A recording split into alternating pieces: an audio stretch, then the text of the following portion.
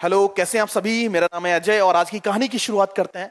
Previous 4 lectures अगर आपने देखे हैं मेरे करंट एंड इलेक्ट्रिसिटी को लेके, मैंने एक बेसिक डिस्कशन आपसे किया।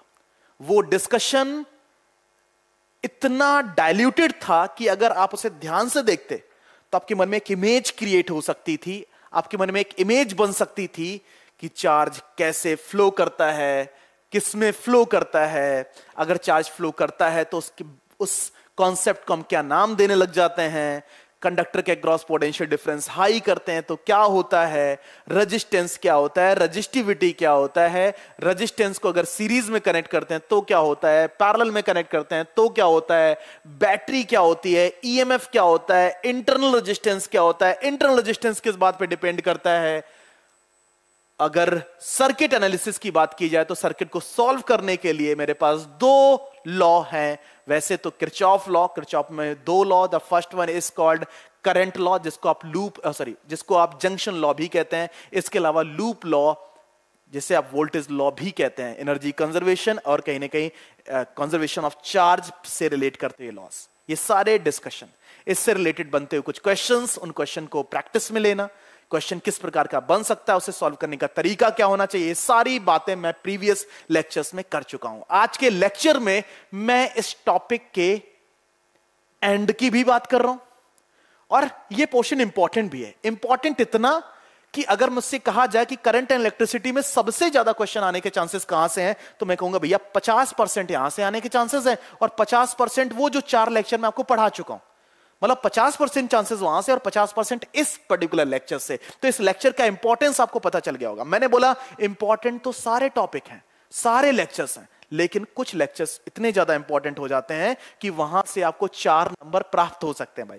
कि यहां से हो सकता है कि आपके एग्जाम में एक 4 नंबर का क्वेश्चन आ जाए और उसे आप सॉल्व कर पाओ। और 4 नंबर का भैया इंपॉर्टेंस मैं भी जानता हूं, आप भी जानते हो, ठीक है। तो आज के लेक्चर में मैं आपसे क्या क्या बातें करने वाला हूं, तो आपको सामने वो लिखा हुआ है। मैं आज चर्चा करूंगा मीटर ब्रिज को लेके, व्हीटस्टोन ब्रिज को लेके, पोटेंशियोमीटर को लेके। इनका यूज क्या है, इनका रोल क्या है, ये कैसे सर्किट में एक अपना इंपॉर्टेंट रोल प्ले करते हैं, ये सारी बातें मैं आज आपसे करने वाला हूं, ठीक है। मीटर ब्रिज और व्हीटस्टोन ब्रिज में कोई खास अंतर नहीं है। मतलब मीटर ब्रिज और व्हीटस्टोन ब्रिज कहीं ना कहीं एप्लीकेशन है मीटर ब्रिज का। इस वजह से मैं जो बातें यहां पे कर रहा हूं वही बातें यहां पे कर रहा हूं। इसके अलावा पोटेंशियोमीटर, नो डाउट इन दोनों का एप्लीकेशन नहीं है, बट कहीं ना कहीं इन्हीं की बातों से ये प्रेरित है। तो प्लीज आप इस बात को ध्यान रखना कि यार कहां पे मुझे हिट करना है, कौन से शब्दों को चुराना है सर के, मतलब मेरे कौन से शब्दों को पकड़ के चलना है जिससे ये कॉन्सेप्ट क्लियर हो जाएगा, ठीक है। डन। चलो, तो आज की कहानी में वही हर बार जैसा करता हूं, इंट्रोडक्शन पार्ट में कि आज का लेक्चर क्या और क्यों होने वाला है। दूसरा मीटर ब्रिज, तीसरा व्हीटस्टोन ब्रिज, चौथा पोटेंशियोमीटर। और पोटेंशियोमीटर के 2 uses. The first one is comparison of EMF of the cell, मुझे सेल के ईएमएफ को कंपेयर करना आना है चाहिए, और comparison of internal resistance of the cell के इंटरनल रेजिस्टेंस को कंपेयर करना आना चाहिए। क्लियर? ठीक है, तो आज लेक्चर इन शब्दों को लेके होने वाला है। क्लियर है बच्चों? क्यों मेरे प्यारे बच्चों? चलो, अच्छा, इंट्रोडक्टरी पार्ट में आज का लेक्चर, आपको पता है इस लेक्चर को मैं अगर ये बोलूं कि ये करंट, वोल्टेज, ये वर्ड आपने इसी चैप्टर में तो सुने, voltage, resistance,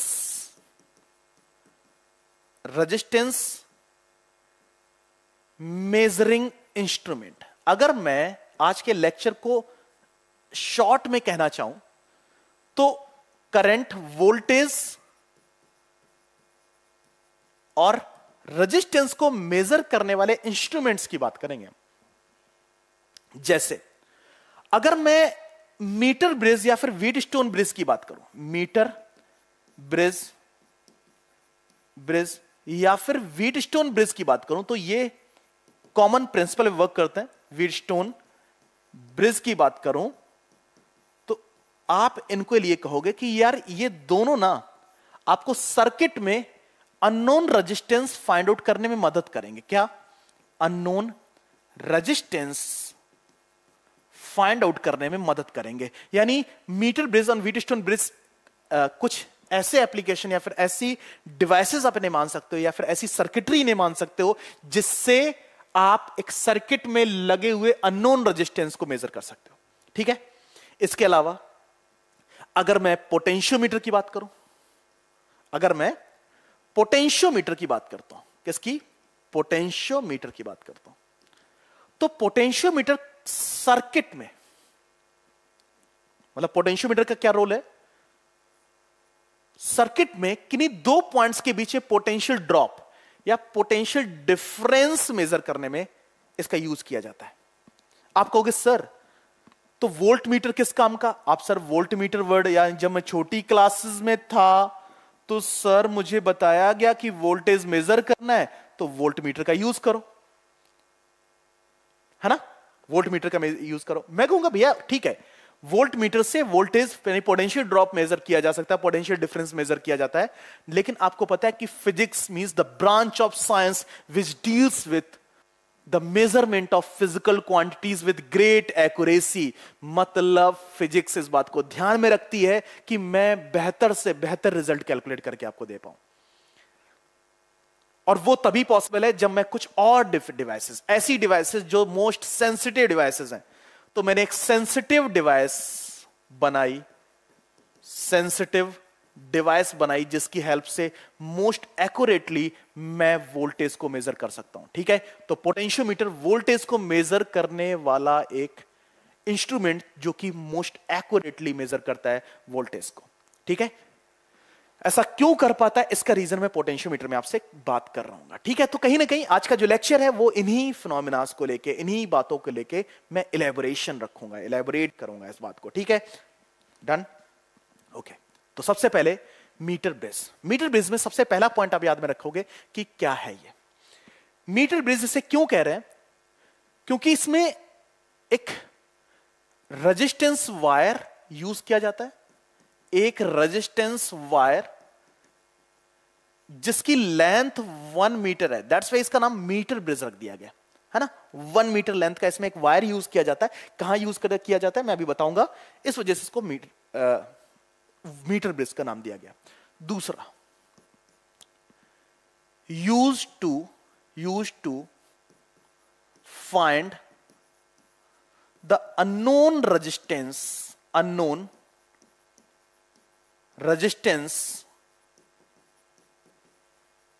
in a circuit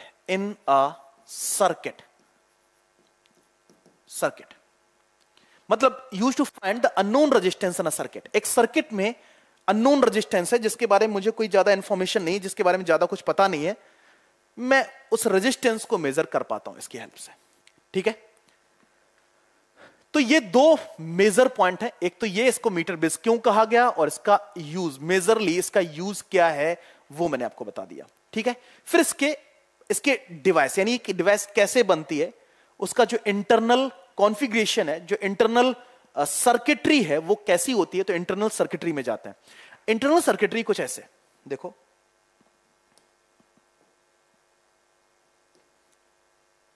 circuitry में आप केवल इतना सा देखिए, यहां पे मतलब इस टाइप की एक अरेंजमेंट,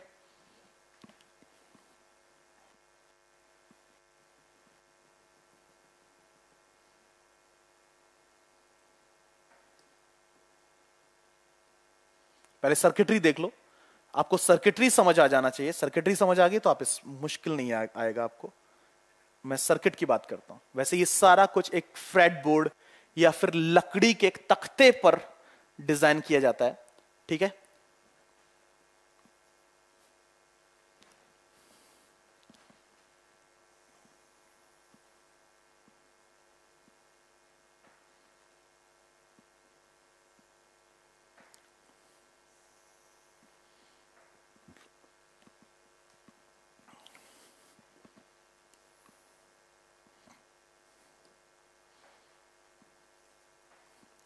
ये एक 1 मीटर या फिर 100 सेंटीमीटर लेंथ वायर, ये एक 100 centimetre length, 100 centimetre length wire ये आपके पास है, ठीक है, क्लियर। इसके अलावा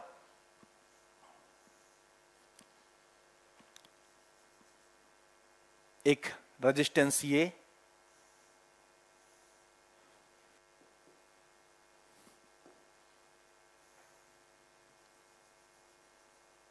रेजिस्टेंस ये, ठीक है। और इसके अक्रॉस हमने पोटेंशियल डिफरेंस मेंटेन करना है, इसके अक्रॉस यहां पे पोटेंशियल है VA और यहां पे पोटेंशियल है VB, ठीक है, क्लियर। ये है एट हायर पोटेंशियल और ये है एट लोअर पोटेंशियल, ठीक है। सर्किट में करंट का फ्लो होना, करंट इधर से जाएगा और यहां पे लगा हुआ है एक गैल्वेनोमीटर जो कि एक मोस्ट सेंसिटिव डिवाइस है to measure current and most sensitive device current and voltage. इससे आप करंट और वोल्टेज दोनों मेजर कर सकते हो। और ये की है जिसको आपने नाम रखा जॉकी, जॉकी, ठीक है। सर्किटरी इतनी समझो। अब क्या हुआ कि जब आप अगर इसको कनेक्ट ना करो, यहां पे ये कनेक्ट नहीं है, ये अभी डिसकनेक्टेड है, करंट यहां से जाएगा I1 करंट, तो इधर से जाएगा I minus of I1 current, यहां से I minus of I1 current, यहां से ये फिर से I1 और फिर यहां से निकल जाएगा कितना करंट, दैट इज I, है ना। यानी I करंट एंटर किया और इधर चला गया I1, इधर चला गया I माइनस ऑफ I1। इस टाइप से करंट का फ्लो, करंट का फ्लो तो आप समझ ही सकते हैं, ठीक है।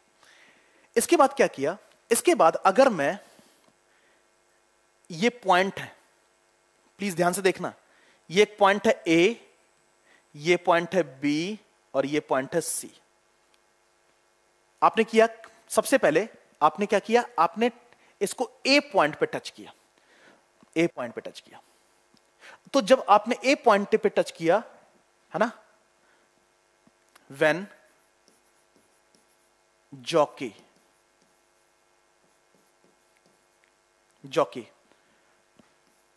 connected at a point, connected the point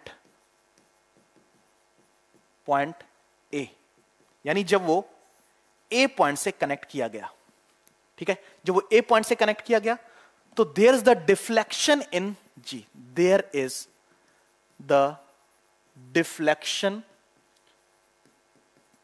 in galvanometer. Galvanometer मतलब जब A पॉइंट से कनेक्ट किया आपने जॉकी को, तो गैल्वेनोमीटर में डिफ्लेक्शन देखने को मिला। डिफ्लेक्शन देखने को तभी मिल सकता है जब इससे करंट पास हुआ होगा, है ना, जब इससे करंट पास हुआ होगा। भाई डिफ्लेक्शन देखने को, डिफ्लेक्शन का मतलब यहां पे करंट का प्रेजेंस है और उस प्रेजेंस को वो कैलकुलेट कर पा रहा है, मेजर कर पा रहा है, तो इसका मतलब डिफ्लेक्शन देखने को मिलेगा, है ना। फिर उस क्या किया, बी पॉइंट पे टच किया, बी पॉइंट पे टच किया, तो जब बी पॉइंट पे टच किया तो then there is the presence of deflection, there is the presence of deflection takes place. तो आपको पता है कि अगर मैं ए पॉइंट पे टच करता हूं, बी पॉइंट पे टच करता हूं, तो आपको पता है कि मैं ये स्लाइडिंग जॉकी है। स्लाइडिंग जॉकी का मतलब पहले आपने यहां टच किया, फिर यहां पे एक पॉइंट आया सी, है ना। C is the point, C is that point where there is no deflection in, there is no deflection in galvanometer, deflection in galvanometer,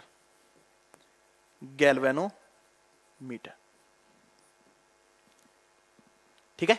मतलब ए पे टच किया, बी पे टच किया, सी पे टच किया। जब आपने पता स्लाइड किया, आप जॉकी को स्लाइड कर रहे थे, तो कोई ना कोई एक ऐसा पॉइंट मिला जिस पॉइंट पे आपको इससे पास होने लगा करंट जीरो था, there is no deflection through that. तो IG जो है वो कितना है, जीरो है, ठीक है, IG जीरो है।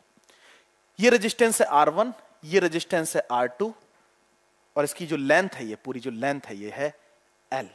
Clear, done. अब अच्छा एक बात बताओ कि C पॉइंट, इसका मतलब C पॉइंट जो है, C पॉइंट पर टच करने पर इसका मतलब ये जो वायर है, ये जो एक सर्किट है, या फिर आप बोल सकते हो यहां से करंट का फ्लो जीरो है। इससे पहले करंट का फ्लो था, उससे करंट का फ्लो था। तो अगर ये कंडीशन अचीव किया जाए तो इससे पास होने वाला करंट, इससे पास होने वाला करंट इस सिचुएशन में क्या है, जीरो है ना। तो करंट ये I1 जाएगा तो I1 इधर निकल जाएगा, ये जो है ये इधर की तरफ चला जाएगा। क्लियर। तो कंडीशन क्या कहती है, कंडीशन कहती है इस कंडीशन में कि अगर ये वाली लेंथ, ये वाली लेंथ, यानी ये जो आपने नो डिफ्लेक्शन पॉइंट अचीव किया, ये लेंथ अगर L1 है तो ये लेंथ कितनी हो जाएगी, 100 माइनस ऑफ L1। ये लेंथ कितनी है, अगर यहां से यहां तक की लेंथ है L1 या फिर L, आप इस लेंथ को अगर L मान लें तो ये कितना हो जाएगा, 100 माइनस ऑफ L।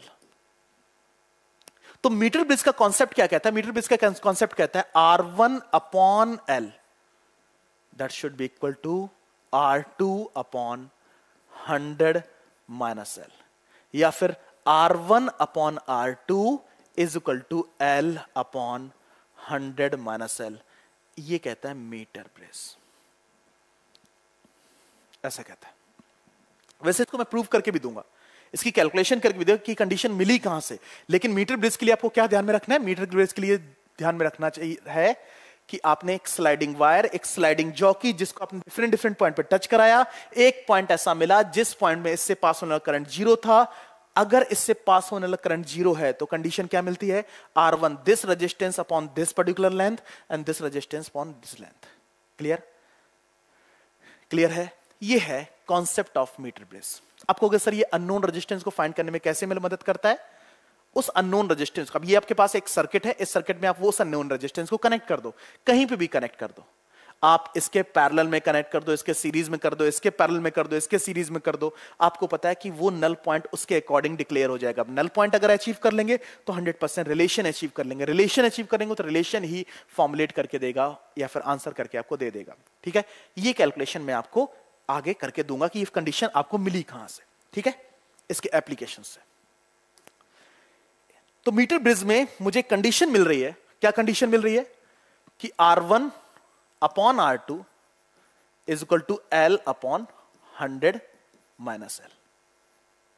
जब डिफ्लेक्शन, गैल्वेनोमीटर डिफ्लेक्शन, यानी आपके पास जो IG है, करंट थ्रू द गैल्वेनोमीटर, क्या, करंट थ्रू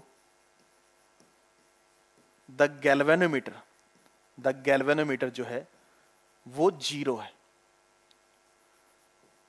क्लियर, करंट जो गैल्वेनोमीटर से पास में करंट है, वैसे गैल्वेनोमीटर के बारे में अभी तक मैंने आपको कुछ बताया नहीं, लेकिन गैल्वेनोमीटर को इतना समझ लो, ये भी करंट और वोल्टेज को मेजर करने की डिवाइस है, और ये भी एक सेंसिटिव डिवाइस है जो कि एक्यूरेट है विद रिस्पेक्ट टू वोल्टमीटर और एमीटर। खैर, मैं इसके बारे में आगे डिस्कशन करूंगा आगे आने वाले चैप्टर में। ठीक है, तो R1 upon R2 is equal to L upon 100 minus of L, ये कंडीशन मुझे मिल गई मीटर ब्रिज से। Clear, done. चलो अब देखो इससे रिलेटेड क्वेश्चन किस प्रकार से पूछा जाता है वो भी देख लेते हैं। क्वेश्चन क्या है, मीटर ब्रिज का क्वेश्चन कैसे आएगा। अभी आपको पता है कि मैंने कंडीशन आपको बताई है, मैंने उसको प्रूफ करके नहीं दिया, कैलकुलेशन करके आपको नहीं दिया। लिखा था resistances in the two arms of meter bridge are 5 ohm and R ohm respectively. When the resistance R is shunted with an equal resistance, the new balance point is at 1.6 L1. The resistance R is. Clear? Done? ठीक है, तो वही 2 ohm, ये आपके पास है resistance है R1, ये resistance है R2। यही तो 2 ohm होती ना, एक ये आर्म, ये दूसरा आर्म।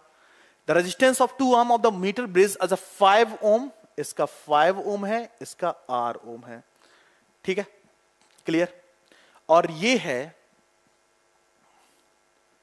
आपके पास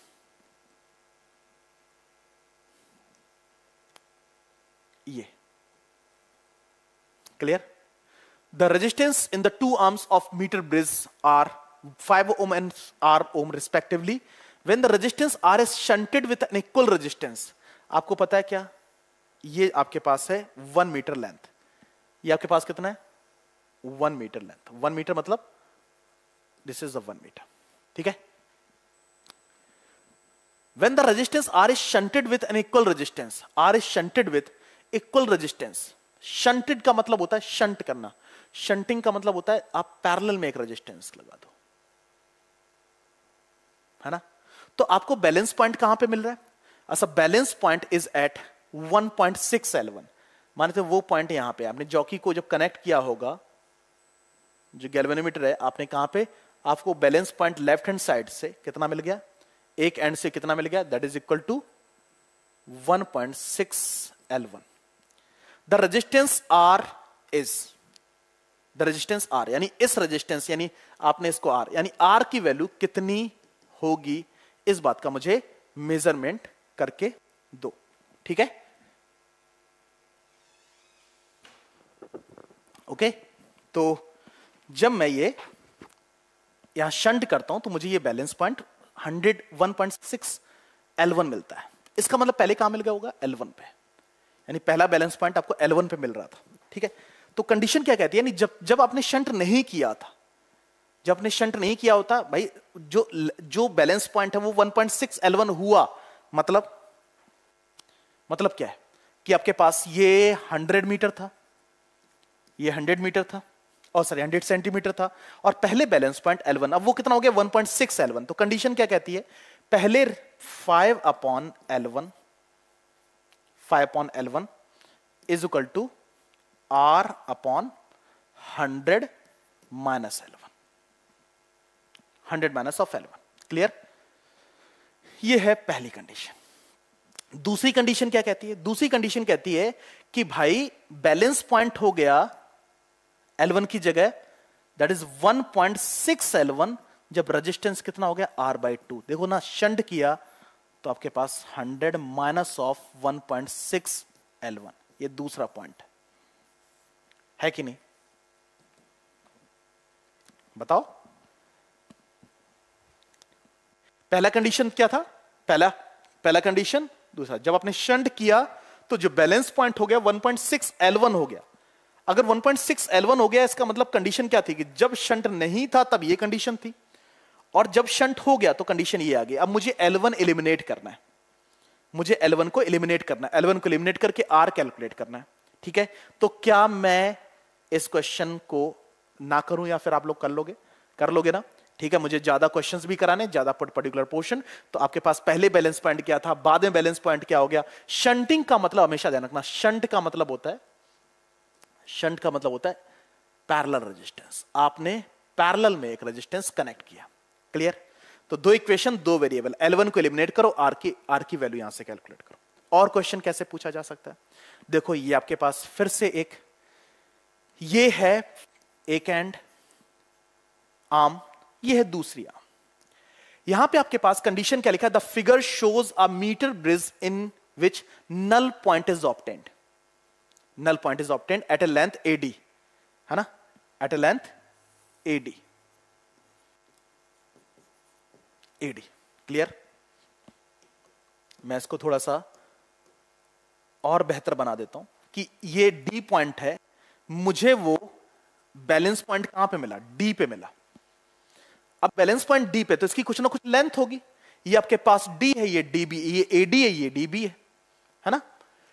bridge in which in null point is obtained at length AD is equal to L, मतलब इसकी जो लेंथ है ये है L।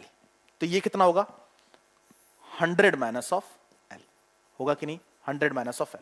Clear, when a resistance S is connected, ये थोड़ा सा S इज कनेक्टेड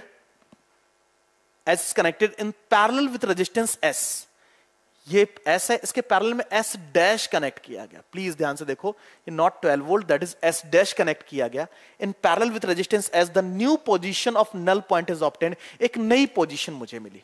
ठीक है, मुझे एक नई पोजीशन मिल गई। अब वो पोजीशन D तो नहीं होगी, ये तो कंफर्म है, D तो नहीं होगी। तो रेशियो क्या कहता है, पहले कंडीशन क्या थी, पहले ये R था, यहां पे S था, तो R upon L is equal to S upon 100 minus of L, 100 minus of L। ठीक है, पहले कंडीशन आपके पास ये थी, यानी जब आपने शंट नहीं किया था, जब रेजिस्टेंस नहीं कनेक्ट किया, तो आपको बैलेंस पॉइंट कहां पे मिल रहा था, D, यानी दैट इज L। अब आपके पास क्या है कि जैसे ही आपने S डैश कनेक्ट किया, मुझे बताओ यहां पे रेजिस्टेंस क्या हो गया, 1 upon R is equal to 1 upon R net, that is 1 upon S dash plus 1 upon S। तो तो कंडीशन क्या मिलती है, S plus of S dash upon S S dash, या फिर S S dash upon S plus of S dash. यानी अब आपके पास यहां का रेजिस्टेंस कितना हो गया, कुछ और, यहां का रेजिस्टेंस अभी भी आर है, तो नई कंडीशन क्या मिलेगी आपके पास, नया कंडीशन मिलेगा आर अपॉन, क्या मिलेगा, आर अपॉन L1, यानी वो बैलेंस पॉइंट कहीं और मिलेगा। वो लेफ्ट हैंड साइड भी मिल सकता है, वो राइट हैंड साइड भी मिल सकता है, वो लेफ्ट हैंड साइड भी मिल सकता है और राइट हैंड साइड भी मिल सकता है। तो आपके पास R अपॉन L1, अब वो मुझे कहां मिला मुझे एग्जैक्टली नहीं पता, R upon L1 that should be equal to resistance S S dash upon S plus of S dash upon 100 minus of L1। Clear है? आपके पास ये नई कंडीशन मिलेगी कि नहीं, है ना? पहले बैलेंस पॉइंट कुछ और था, अब बैलेंस पॉइंट कुछ और है। तो इन्होंने पूछा इसके इनके आंसर में to the left of D, यानी वो बैलेंस पॉइंट लेफ्ट में शिफ्ट कर जाएगा। दूसरा to the right of D, वो राइट में शिफ्ट कर जाएगा। To the left of D if S dash has the lesser value than S, and to the right of the D if S dash has the more value than S, है ना? बताओ तो क्या answer बनना चाहिए, answer बनना चाहिए। आपको बहुत अच्छे से पता है कि this resistance upon this length is equal to this resistance upon this length. This resistance is directly proportional to this length and this resistance is proportional to this length. ये तो बात क्लियर है ना यार, है ना? क्या है कि रेजिस्टेंस एंड लेंथ प्रोपोर्शनेट होते हैं। This resistance upon this length and this resistance upon this length, resistance और लेंथ प्रोपोर्शनेट है। या फिर this resistance upon this resistance and this resistance upon this resistance, ऐसा भी बोल सकते हो आप। क्लियर? इसका रेजिस्टेंस इस वाली रेजिस्टेंस के बराबर, इसका रेजिस्टेंस इस वाली रेजिस्टेंस के बराबर, बराबर, या फिर रेशियो जो है वो प्रोपोर्शनेट है, रेशियो जो है वो प्रोपोर्शनेट है। ठीक है? तो अच्छा एक बात बताओ, ये लेंथ बढ़ेगी, ये लेंथ बढ़ेगी, इसका रेजिस्टेंस बढ़ेगा, रेजिस्टेंस बढ़ेगा, और ये लेंथ घटेगी तो इसका रेजिस्टेंस भी घटेगा। तो मुझे इसके एक सोच के आंसर दो कि एग्जैक्टली क्या कंडीशन आप यहां पर अप्रोच कर सकते हो, बताओ। तो ज्यादा समय ना व्यतीत करके एक बात बताओ ध्यान से, है ना? वो रेजिस्टेंस घटेगा, जैसे ही आपको पता है ये रेजिस्टेंस क्या हो गया, घट गया, पैरेलल में रेजिस्टेंस घट जाता है, तो आपको पता है ये वाली लेंथ भी घटेगी। लेंथ घटी मतलब बैलेंस पॉइंट किधर की तरफ शिफ्ट है, that is right of D, तो balance of the right of D, तो B is a right answer. इतनी तो बात आपको ध्यान में रखनी है। ठीक है? क्लियर? डन। अब इसके बाद मीटर ब्रिज के एक और एप्लीकेशन पे एंटर कर रहे हैं, एक और एप्लीकेशन पे जिसका नाम है व्हीट स्टोन ब्रिज, है ना? यहां पे आपको वो कैलकुलेशन भी समझ आ जाएगी। व्हीट स्टोन ब्रिज को अगर मैं यहां पे थोड़ा सा बनाऊं तो कई जगह कई सिचुएशन पे आपको wheat stone bridge different order में दिखाई देता है। जब कंडीशन आपके पास ये हो, मतलब इस टाइप की कभी कभी डिजाइन मिल जाए सर्किट में, तो यहां पे आपको व्हीट स्टोन ब्रिज की कंडीशन देखने को मिल सकती है।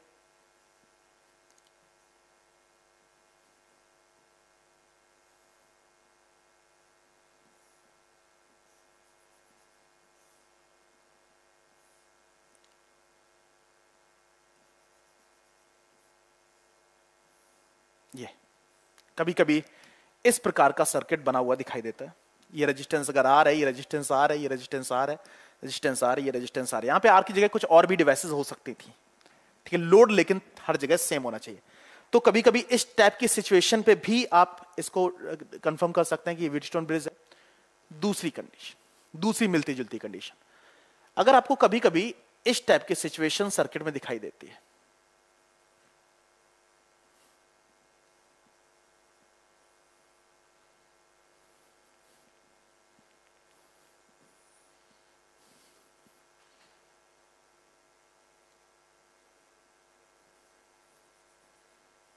इस प्रकार के,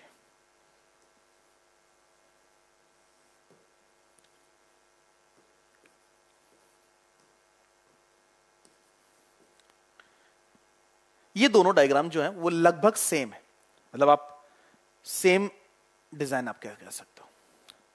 ठीक है? सर्किटरी सेम कह सकते हो, एक जैसी सर्किटरी। कंडीशन बस केवल इतनी सी होनी चाहिए कि ये आर, इसको आर मान लें, ये भी आर, इसको भी आर, और इसको भी आर, और इसको भी आर। ठीक है, ये सेम सर्किटरी है, मतलब कुछ अलग नहीं है। तो सर्किट में कभी भी कोई भी सर्किट, कोई भी, चाहे वो एक ग्रुप ऑफ सर्किटरी हो या फिर इंडिविजुअल, तो अगर आपकी इस टाइप की शेप दिखाई जाए तो कंडीशन बन सकती है व्हीटस्टोन ब्रिज की। अब कंडीशन क्या होती है, ध्यान से देखो। सबसे पहले व्हीटस्टोन ब्रिज का काम क्या है, वही रोल, सबसे इंपॉर्टेंट रोल की यार अननोन रेजिस्टेंस फाइंड आउट करने में मदद कर रहा है, अननोन रेजिस्टेंस कैलकुलेट करने में मदद कर रहा है। दूसरा इंपॉर्टेंट जो है वो है एप्लीकेशन ऑफ मीटर ब्रिज। ये मीटर ब्रिज का ही एक एप्लीकेशन है, मीटर ब्रिज का एप्लीकेशन है। बस इस एप्लीकेशन से मैंने अभी तक मीटर ब्रिज में मैंने आपको कंडीशन जो दी थी, ध्यान से देखो, ये जो कंडीशन मैंने अप्रोच करके दी थी या कैलकुलेट करके आपको दी थी, ये कोई कैलकुलेशन नहीं थी, मैंने डायरेक्ट आपको रिजल्ट दे दिया। उस रिजल्ट को यहां पे देखो कैसे वो रिजल्ट अचीव होता है, वो हमें बात करनी है। ठीक है, चलो हम बात करते हैं यहां पे। यहां से सर्किट में करंट आई एंटर करता है, इसमें मान लेते हैं करंट जाता है I1, तो इसमें कितना जाएगा I माइनस ऑफ I1। ये I1 गया, इधर मान लेते चला गया I2। आप किधर भी सर्किट में करंट भेजना चाहो, नीचे की तरफ या ऊपर की तरफ, वो आपकी मर्जी है, बस डिवीजन, करंट डिवीजन आपको अच्छे से आना चाहिए। इधर I1 इधर I2 चला गया, तो कितना जाएगा I1 माइनस ऑफ I2, ये जाएगा I माइनस ऑफ I1। यहां से I2 आ रहा है, तो ये कितना हो जाएगा I minus of I1 plus of I2। ये दोनों ऐड होके फिर से क्या बना देंगे I। ठीक है, ये है करंट डिवीजन। आप पहले करंट डिवीजन को अच्छे समझो। ठीक है,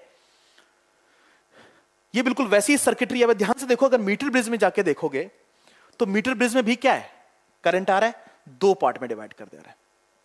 ये mid circuit, mid joining circuit, और फिर से डिवाइड करके फिर से। तो सर्किटरी बिल्कुल वैसी ही है, मैच करती हुई सर्किटरी, कुछ भी अलग नहीं है। किरचॉफ लॉ में आपको बहुत अच्छे से पढ़ा चुका हूं। अगर मैं लूप में इसमें लूप लॉ लगाने की कोशिश करूं तो आपको मैंने साइन कन्वेंशन, प्लस साइन के साथ एंटर करता है, नेगेटिव प्लस साइन के साथ एंटर करता है, नेगेटिव प्लस साइन के साथ एंटर करता है, नेगेटिव साइन के साथ बाहर निकलता है। लूप रूल, यहां पे करंट है, यानी this is IR1, that is I1 R1। इससे that is minus of I2 R5। इसमें plus sign, that is plus of I minus of I1 R2 is equal to 0। ये पहली इक्वेशन बनके तैयार हो जाती है फर्स्ट लूप से। बाद वाला साइन कन्वेंट करते हैं, बाद वाला साइन लेके सॉल्यूशन लेते हैं। आपको पता है इसमें कौन सा साइन लिया जाएगा, बाद वाला इसमें कौन सा साइन लिया जाएगा, बाद वाला इस वाले साइन में कौन सा लिया जाएगा, बाद वाला। आप इसमें जो सर्कल आपने ड्रॉ किया था वो एंटी क्लॉकवाइज भी ड्रॉ कर सकते थे, इक्वेशन आपकी एक जैसी ही बनके तैयार होगी। इसके बाद हम इसमें चलते हैं। इसमें जब चले तो इसमें कौन सा साइन, प्लस के साथ एंटर, नेगेटिव के साथ निकलना, प्लस साइन के एंटर, नेगेटिव के साथ निकलना। इसका कौन सा sign, minus of I1 minus of I2 of R3। इसका कौन सा sign, plus of I minus of I1 plus of I2 of R4। इसका कौन सा sign, plus sign, that is equal to I2 R5 that is equal to 0। ये आपके पास दूसरी equation. ठीक है, ये दूसरी इक्वेशन। अगर मैं I2 को यहां पे, इस जगह पे, यहां पे एक गैल्वेनोमीटर लगा देता, यहां पे क्या लगा देता, एक गैल्वेनोमीटर जिसका इंटर रेजिस्टेंस 0 कंसीडर करके एक गैल्वेनोमीटर, और गैल्वेनोमीटर में डिफ्लेक्शन 0 होता। डिफ्लेक्शन 0 तभी मिल सकता है अगर गैल्वेनोमीटर डिफ्लेक्शन 0 है, अगर गैल्वेनोमीटर डिफ्लेक्शन, मीटर डिफ्लेक्शन जो है वो 0 है, मतलब I2 जो है वो 0 है। तो bye the equation first, bye the equation first की अगर बात करें तो मेरे पास फर्स्ट इक्वेशन क्या है, I1 R1 minus I2 R5, I1 R1 minus I2 R5 अब plus I minus of R1, I minus of I1, I minus of I1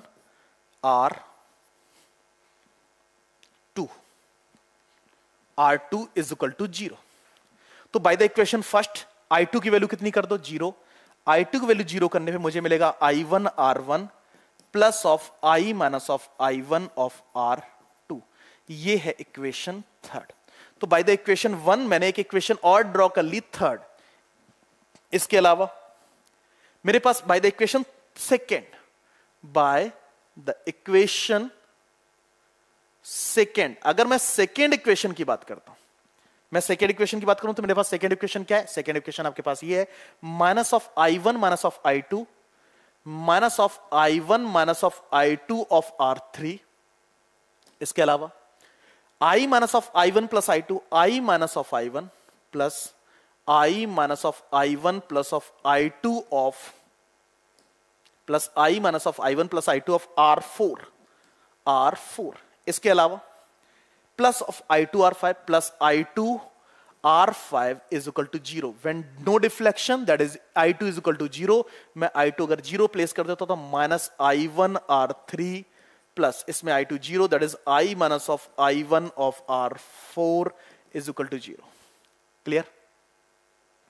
मेरे पास ये कंडीशन मिलकर तैयार हो रही है।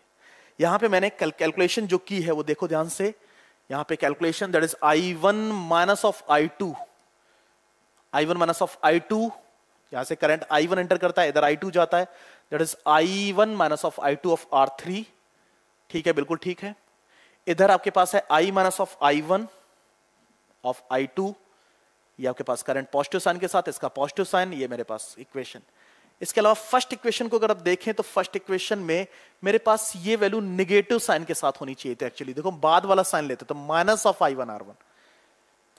ठीक है, तो माइनस ऑफ I1 R1, यहां पे माइनस साइन आप लगा सकते हो, ये आपके पास। तो ये थर्ड इक्वेशन और यहां से मिलेगी fourth bye the equation third and fourth. तीसरी और चौथी इक्वेशन को अगर आप ध्यान से देखें तो क्या मैं लिख सकता हूं I1 R1 upon I1 R3 is equal to I minus of I1 of R2 upon I minus of I1 of R4। ये cancel, that is R1 upon R3 is equal to R2 upon R4। Further ऐसे लिख सकते हैं R1 upon R2 is equal to R3 upon R4। Resistance length के proportionate होता है, तो याद करो अगर R3 इस हिस्से का रेजिस्टेंस, सॉरी R2 इस हिस्से का रेजिस्टेंस और R4 इस हिस्से का रेजिस्टेंस है, तो आप इसको लेंथ के रिस्पेक्ट में प्रोपोर्शनेट कर सकते हो। रेजिस्टेंस कॉम्बिनेशन, रेजिस्टेंस के रिस्पेक्ट में मैंने कैलकुलेशन की रिजल्ट दिया है, बट आप इसको लेंथ के रिस्पेक्ट में भी डिराइव कर सकते हो, क्योंकि resistance is directly proportional to length. जैसे अगर मैं वापस इसमें जाऊं, ये R1 है, ये R2 है, इस हिस्से का रेजिस्टेंस जो बैलेंस पॉइंट है रेजिस्टेंस R3 और जो बैलेंस पॉइंट ये वाला है R4 है, तो कंडीशन आपके पास क्या मिलकर तैयार होती है? R1 upon R3 is equal to R2 upon R4। ये कंडीशन आपको मिलती हुई दिखाई देती है, और रेजिस्टेंस जो होता है वो लेंथ के प्रोपोर्शनेट होता है, दैट्स वाई आप उसको लेंथ के प्रोपोर्शनेट लिख देते हो। ठीक है, तो मीटर ब्रिज में और व्हीटस्टोन ब्रिज में कॉमन कहानी देखने को मिलती है, कॉमन सी सिचुएशन देखने को मिलती है, कुछ भी अलग आपको मिला नहीं। ठीक है, क्लियर? ये कंडीशन है। डन। किस प्रकार का क्वेश्चन व्हीटस्टोन ब्रिज पूछता है? मैंने बोला ना अननोन रेजिस्टेंस फाइंड आउट करने में मदद करेगा। देखते हैं कैसे मदद करेगा, देख लेते हैं question. In a Wheatstone bridge all the four arms have equal resistance R if the resistance of galvanometer arm is also R, the equivalent resistance of combination। तो आपको पता है क्या कह रहे हैं? ये कह रहे हैं कि एक व्हीटस्टोन ब्रिज है जिसमें ये वाला रेजिस्टेंस R, ये वाला रेजिस्टेंस R, ये वाला रेजिस्टेंस R, ये वाला रेजिस्टेंस R और ये वाला रेजिस्टेंस भी R है। This is R R R R R। ये व्हीटस्टोन ब्रिज, ठीक है।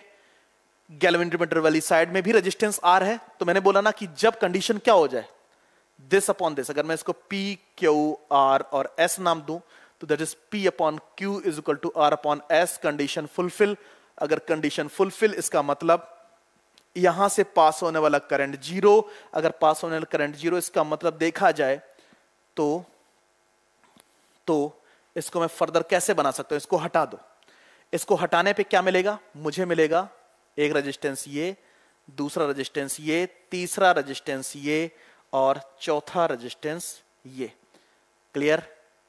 अब ये दोनों एक ही वायर से कनेक्टेड, तो R और R 2R, ये R और R 2R and 2R in parallel. The answer is R। 2R को पैरेलली सॉल्व करोगे तो मिलेगा आंसर R। तो आपके पास इस टाइप से। तो नेट रेजिस्टेंस फाइंड आउट करना था, लेकिन मैंने कौन सा थॉट यूज किया, व्हीटस्टोन ब्रिज का कॉन्सेप्ट यूज किया और मैंने सर्किट को सॉल्व कर दिया। इसके अलावा नेक्स्ट क्वेश्चन किस प्रकार से मिलता है, देखो आप देखो ध्यान से क्या क्वेश्चन है। लिखा है in a Wheatstone bridge 3 resistance PQ are connected in the 3 arms and the 4th arm is formed by 2 resistance S1 and S2 connected in parallel. The condition for the bridge to be balanced with, ठीक है, मतलब PQR connected in the 3 arms, मेरे पास लगभग फिर से वही condition, ये आपके पास एक रेजिस्टेंस, ये आपके पास 2 रेजिस्टेंस, ये तीसरा रेजिस्टेंस और ये है चौथा रेजिस्टेंस, ये 4 अलग अलग आर्म।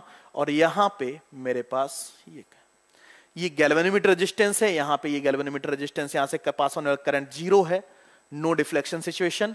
ये आपके पास है P, ये है आपके पास Q, ये है आपके पास R और ये आपके पास S1 और S2। S1 और S2 ने मिलके इसको बनाया, S1 और S2 ने मिलके इसको बनाया और ये as a Wheatstone bridge work कर रहा है। तो कंडीशन क्या देखने को मिल सकती है, तो आपको बहुत अच्छे से पता है कि P upon Q upon R। इसका अगर नेट रेजिस्टेंस फाइंड आउट किया जाए तो नेट रेजिस्टेंस आपको क्या मिलेगा, R net that is equal to 1 upon S1 plus 1 upon S2। Condition आएगी S1 plus of S2 upon S1 S2 या फिर S1 S2 upon S1 plus of S2, इसका रेजिस्टेंस। व्हीटस्टोन ब्रिज कंडीशन क्या कहती है कि P upon Q is equal to R upon this condition S1 S2 upon S1 plus of S2। इसको further लिख सकते हैं R S1 plus of S2 upon S1 S2। Clear है कि नहीं? तो देख लो कौन सा आंसर सही रहेगा। तो P upon Q is equal to R S1 plus of S2 upon S1 S2, ये कंडीशन फुलफिल होगी व्हीटस्टोन ब्रिज की। अगर इसमें एक भी अननोन होता मैं उसकी कैलकुलेशन आसानी से कर लेता, PQR और S1 पता होता तो मैं उसकी केस में S2 कैलकुलेट कर लेता, या ये दोनों पता होते तो मैं इसको कैलकुलेट कर लेता। ये व्हीटस्टोन ब्रिज का कॉन्सेप्ट है। नेक्स्ट क्वेश्चन आपके पास ये है, each of the resistance in the network shown in figure is equal to R। The resistance between the terminal A and B, A और B के बीच में मुझे नेट रेजिस्टेंस फाइंड आउट करके दो। वैसे मैं इसको पॉइंट डिवीजन मेथड से सॉल्व कर सकता हूं, पॉइंट डिवीजन मेथड से सॉल्व करूंगा, ठीक है, या फिर मैं इसको व्हीटस्टोन ब्रिज, देखते हैं व्हीटस्टोन ब्रिज की कंडीशन बन रही है फिर नहीं। आपको पता है इसका पोटेंशियल VA है, इसका पोटेंशियल VB है, तो 100% इस पॉइंट का पोटेंशियल भी कितना होगा, VB, इस पॉइंट का पोटेंशियल कितना होगा, VA। क्लियर? अब VA से किसी भी साइड में जाओ, इधर जाओगे, इधर जाओ, तो जब इधर जाओगे तो कुछ ना कुछ पोटेंशियल ड्रॉप होगा, इधर जाओगे पोटेंशियल ड्रॉप, तो यानी VA तो नहीं बचेगा, V1 बचेगा। इधर जाओगे तो कुछ ना कुछ पोटेंशियल ड्रॉप, इधर जाओगे दैट इज V1 बचेगा। ठीक है, क्लियर है? डन। तो यहां पे ध्यान से देखो, ये वाला जो रेजिस्टेंस है, ये वाला रेजिस्टेंस, इसके अक्रॉस पोटेंशियल ड्रॉप कितना है, पोटेंशियल डिफरेंस कितना है, 0।